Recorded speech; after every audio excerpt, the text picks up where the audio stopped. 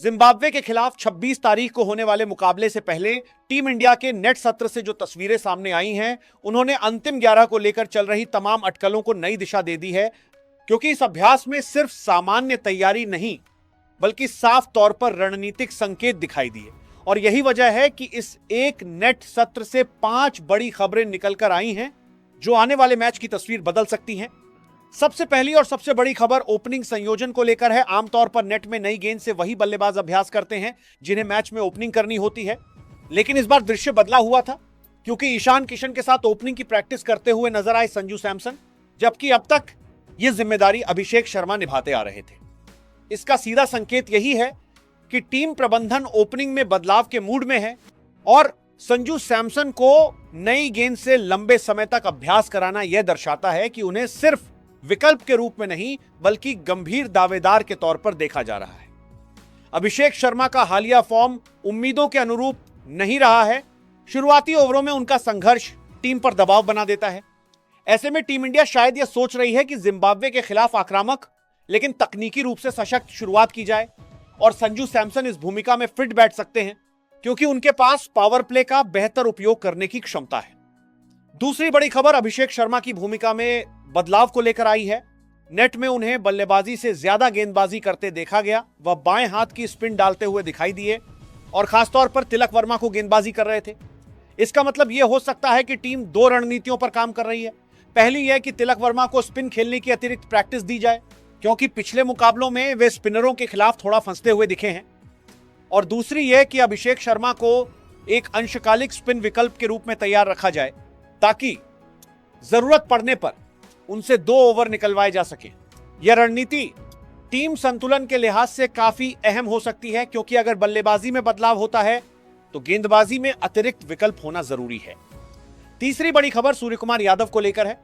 सूर्या को नेट में अलग से स्पिन के खिलाफ लंबा सत्र दिया गया। उन्हें बार बार स्पिनरों के सामने उतारा गया, ताकि वे अपने प्रसिद्ध 360 डिग्री शॉट्स दोबारा उसी आत्मविश्वास के साथ खेल सके। पिछले मैचों में उनके शॉट चयन में थोड़ी हिचकिचाहट नजर आई थी, और यही वजह है कि टीम प्रबंधन नहीं चाहता कि जिम्बाब्वे जैसे मुकाबले में भी वे संघर्ष करें, क्योंकि अगर सूर्या अपनी लय में आ जाते हैं तो मैच का रुख अकेले बदलने की क्षमता रखते हैं। चौथी बड़ी खबर ने सभी को चौंकाया, क्योंकि रिंकू सिंह नेट सत्र में नजर नहीं आए। अब यह रणनीतिक आराम है या अंतिम 11 से बाहर होने का संकेत, यह मैच वाले दिन ही स्पष्ट होगा। लेकिन अगर रिंकू बाहर होते हैं तो टीम संयोजन में बड़ा बदलाव संभव है, क्योंकि वे फिनिशर की भूमिका निभाते हैं और उनकी जगह किसी अतिरिक्त गेंदबाज या स्पिनर को मौका दिया जा सकता है। और यही हमें 5वीं बड़ी खबर की ओर ले जाता है, जो सबसे महत्वपूर्ण मानी जा रही है। कुलदीप यादव को नेट में लंबा स्पेल डालते देखा गया। उन्हें लगातार गेंदबाजी करवाई गई। बल्लेबाजों को विविधता से परेशान करने की कोशिश की गई। इससे साफ संकेत मिलता है कि टीम जिम्बाब्वे के खिलाफ स्पिन को तुरुप के इक्के के रूप में इस्तेमाल करना चाहती है। कुलदीप की चाइनामैन कलाई स्पिन मध्य ओवरों में मैच पलट सकती है, और जिम्बाब्वे के बल्लेबाजों के लिए यह चुनौतीपूर्ण साबित हो सकती है, क्योंकि इस तरह की गेंदबाजी के खिलाफ उनकी तैयारी सीमित मानी जाती है। अगर पिच में जरा भी टर्न मिला तो कुलदीप बड़ा हथियार साबित हो सकते हैं।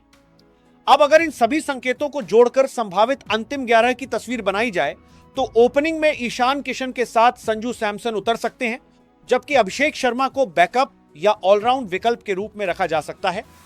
मध्यक्रम में तिलक वर्मा और सूर्यकुमार यादव की भूमिका अहम रहेगी।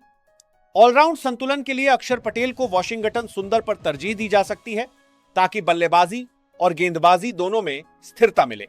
हार्दिक पांड्या टीम की रीढ़ बने रहेंगे। अगर रिंकू सिंह बाहर होते हैं तो उनकी जगह कुलदीप यादव को शामिल कर स्पिन आक्रमण मजबूत किया जा सकता है। तेज गेंदबाजी विभाग में शिवम दुबे, वरुण चक्रवर्ती, अर्शदीप सिंह और जसप्रीत बुमराह जैसे विकल्प टीम को गहराई देते हैं। कुल मिलाकर इस नेट सत्र ने साफ कर दिया है कि टीम इंडिया जिम्बाब्वे के खिलाफ सिर्फ औपचारिक जीत नहीं, बल्कि एक प्रभावशाली और बड़ी जीत दर्ज करने की तैयारी में है, ताकि नेट रन रेट और आत्मविश्वास दोनों मजबूत हों। 3 संभावित बदलावों की चर्चा यह दर्शाती है कि प्रबंधन जोखिम लेने को तैयार है, लेकिन संतुलन भी बनाए रखना चाहता है।